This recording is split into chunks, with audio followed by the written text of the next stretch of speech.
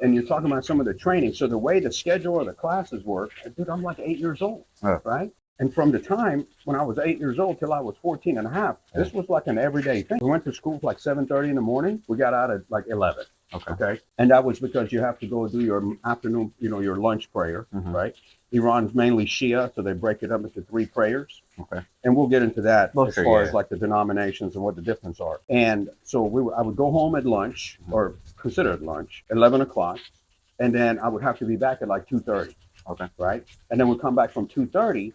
And depending on how old you were, and if you're a male or female, in the afternoons, you had like religious training, where, specific people come in, most of them in military outfit. Yeah.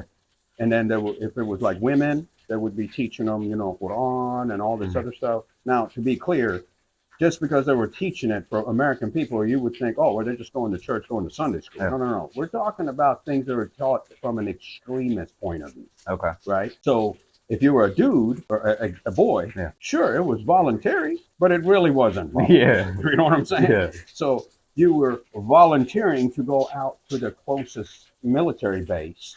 And at 7, 8, 9, 10, 11, all the way up to the age of 15, before you would get sent to the war at the time, you would be trained in how to take apart an Uzi, how to take apart an AK-47.